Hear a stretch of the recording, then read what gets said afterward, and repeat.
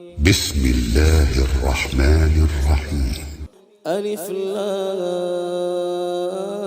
را تلك آيات الكتاب المبين إنا أنزلناه قرآنا عربيا لعلكم تعقلون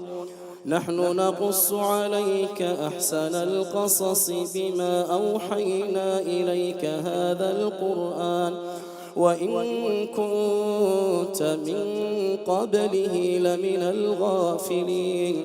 إذ قال يوسف لأبيه يا أبت إني رأيت 11 كوكبا والشمس والقمر رأيتهم لي ساجدين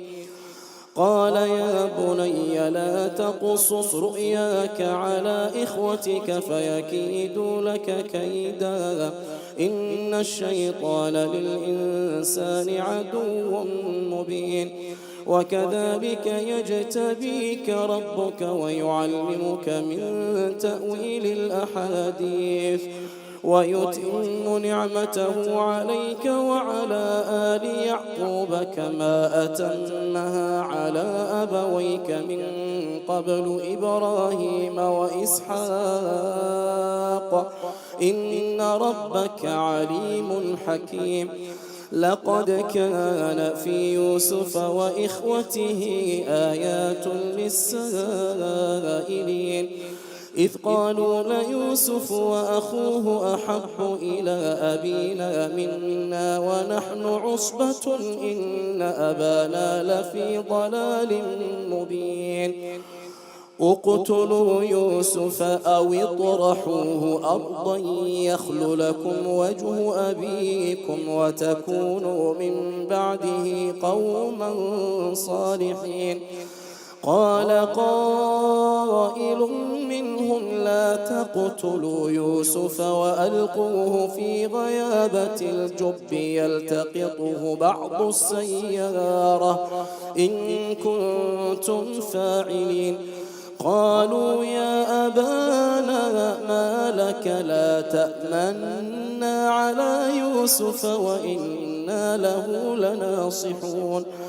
أرسله معنا غدا يرتع ويلعب وإنا له لحافظون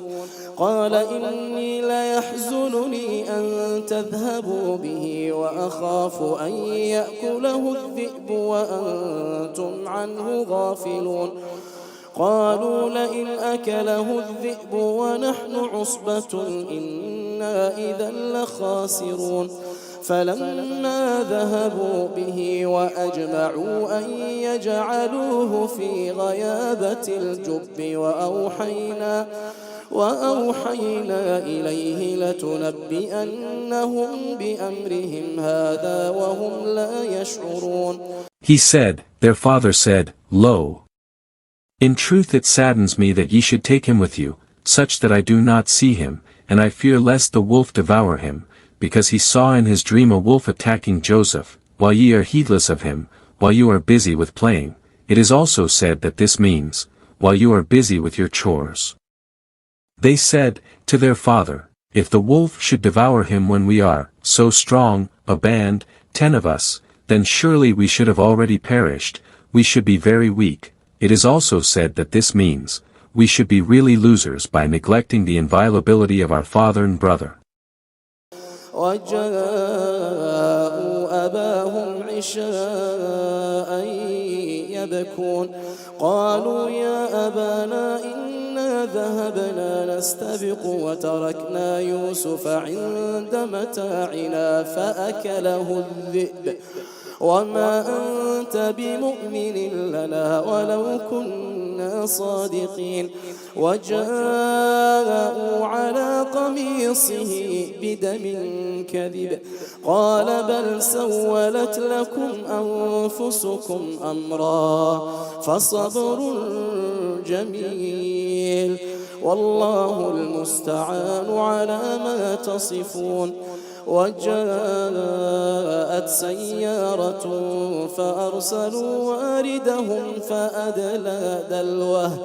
قال يا بشرى هذا غلام وأسروه بضاعة والله عليم بما يعملون وشروه بثمن بخس دراهم معدودة وكانوا فيه من الزاهدين وقال الذي اشتراه من مصر لامرأته أكرمي مثواه عسى أن ينفعنا أو نتخذه ولدا وكذلك مكنا ليوسف في الأرض ولنعلمه من تأويل الأحاديث والله غالب على أمره ولكن أكثر الناس لا يعلمون ولما بلغ أشده آتيناه حكما وعلما وكذلك نجزي المحسنين وراودته التي هو في بيتها عن نفسه وغلقت الأبواب وقالت هيت لك قال معاذ الله إنه ربي أحسن مثواي إنه لا يفلح الظالمون ولقد همت به وهم بها لولا أن رأى برهان ربه كذلك لنصرف عنه السوء والفحشاء إنه من عبادنا المخلصين. And she, in whose house he was, asked of him an evil act. She bolted the doors on her and Joseph, and said to Joseph, Come. I am yours. He said, Joseph said, I seek refuge in Allah, from such a thing. Lo! He is my Lord, the chief official, who hath treated me honorably, in contrast to his own brothers. Wrongdoers never prosper, adulterers will never be safe from or escape Allah's chastisement. She, the woman, verily desired him, and he, Joseph, would have desired her if it had not been that he saw the argument of his Lord, if he had not seen that the chastisement of his Lord would befall him. It is also said that this means, if he had not seen the figure of his father, and it is also said that this means, if he had not seen the proof of his Lord. Thus it was, that we might ward off from him evil and lewdness, adultery. Lo! He was of our chosen slaves, who are protected from adultery. واستبق الباب وقدت قميصه من دبر وألف يا سيدها لدى الباب قالت ما جزاء من أراد بأهلك سوءا إلا أن يسجن أو عذاب أليم قال هي راودتني عن نفسي وشهد شاهد من أهلها إن كان قميصه قد من قبل فصدقت وهو من الكاذبين وإن كان قميصه قد من دبر فكذبت وهو من الصادقين فلما رأى قميصه قد من دبر قال إنه من كيدكن إن كيدكن عظيم يوسف أعرض عن هذا واستغفري لذنبك إنك كنت من الخاطئين وقال نسوة في المدينة امرأة العزيز تراود فتاها عن نفسه قد شغفها حبا إنا لنراها في ضلال مبين فلما سمعت بمكرهن أرسلت إليهن وأعتدت لهن متكئا وآتت كل واحدة منهن سكينا وقالت اخرج عليهن فلما رأينه أكبرنه وقطعن أيديهن وقلن حاش لله ما هذا بشرا إن هذا إلا ملك كريم قالت فذلكن الذي لمتنني فيه ولقد راودته عن نفسه فاستعصم ولئن لم يفعل ما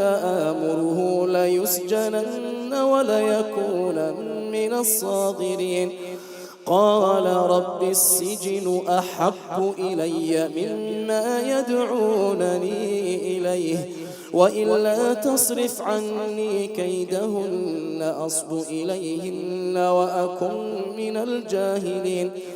فاستجاب له ربه فصرف عنه كيدهن إنه هو السميع العليم ثم بدا لهم من بعد ما رأوا الآيات ليسجننه حتى حين. So his Lord heard his prayer and fended off their wiles from him. Lo! He is hearer of prayers, knower of his answer. It is also said hearer of the ladies' talk and knower of their scheming. And it seemed good to them, to the chief official, after they had seen the signs of his innocence, the torn shirt and the judgment of her brother, to imprison him for a time, a few years. It is also said that, for a time, means, until people stop talking about it. ودخل معه السجن فتيان قال أحدهما إني أراني أعصر خمرا وقال الآخر إني أراني أحمل فوق رأسي خبزا تأكل الطير منه نبئنا بتأويله إنا نراك من المحسنين قال لا يأتيكما طعام ترزقانه إلا نبأتكما بتأويله قبل أن يأتيكما ذلكما مما علمني ربي إني تركت ملة قوم لا يؤمنون بالله وهم بالآخرة هم كافرون واتبعت ملة آبائي إبراهيم وإسحاق ويعقوب ما كان لنا أن نشرك بالله من شيء ذلك من فضل الله علينا وعلى الناس ولكن أكثر الناس لا يشكرون يا صاحبي السجن أأرباب متفرقون خير أم الله الواحد القهار ما تعبدون من دونه إلا أسماء سميتموها أنتم وآباؤكم ما أنزل الله بها من سلطان إن الحكم إلا لله أمر أن لا تعبدوا إلا إياه ذلك الدين القيم ولكن أكثر الناس لا يعلمون يا صاحبي السجن أما أحدكما فيسقي ربه خمرا وأما الآخر فيصلب فتأكل الطير من رأسه قضي الأمر الذي فيه تستفتيان وقال للذي ظن أنه ناج منه اذكرني عند ربك فأنساه الشيطان ذكر ربه فلبث في السجن بضع سنين وقال الملك إني أرى 7 بقرات سمان يأكلهن 7 عجاف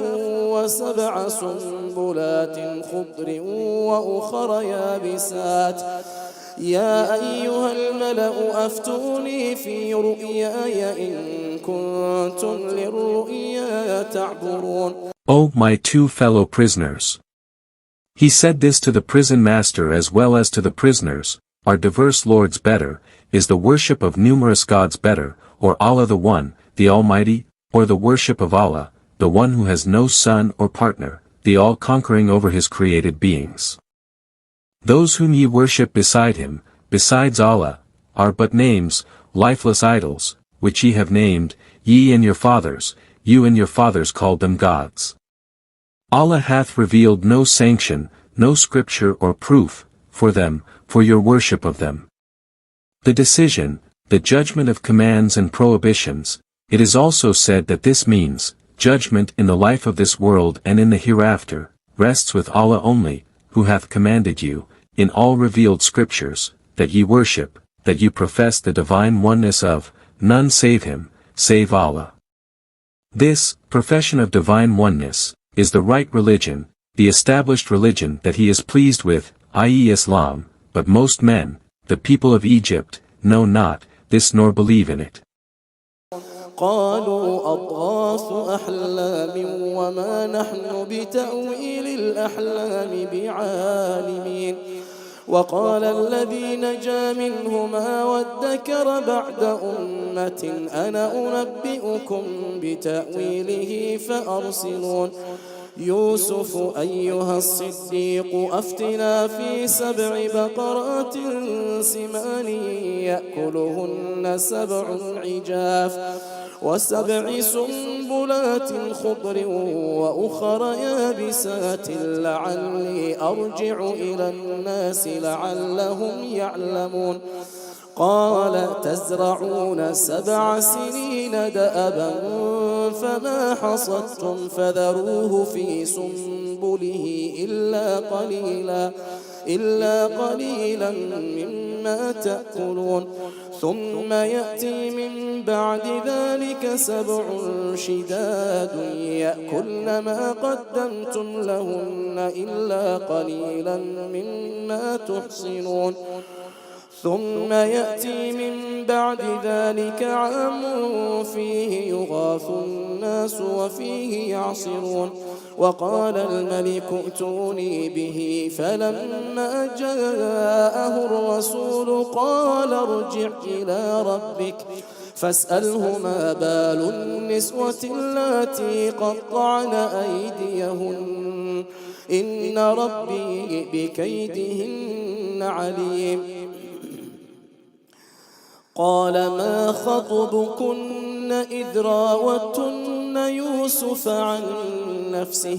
قلن حاش لله ما علمنا عليه من سوء قالت امرأة العزيز الآن حصحص الحق أنا راودته عن نفسه وإنه لمن الصادقين ذلك ليعلم أني لم أخنه بالغيب وأن الله لا يهدي كيد الخائنين وما أبرئ نفسي إن النفس لأمارة بالسوء إلا ما رحم ربي إن ربي غفور رحيم وقال الملك ائتوني به أستخلصه لنفسي فلما كلمه قال إنك اليوم لدينا مكين أمين قال اجعلني على خزائن الأرض إني حفيظ عليم وكذلك مكنا ليوسف في الأرض يتبوأ منها حيث يشاء نصيب برحمتنا من نشاء ولا نضيع أجر المحسنين ولأجر الآخرة خير للذين آمنوا وكانوا يتقون الله أكبر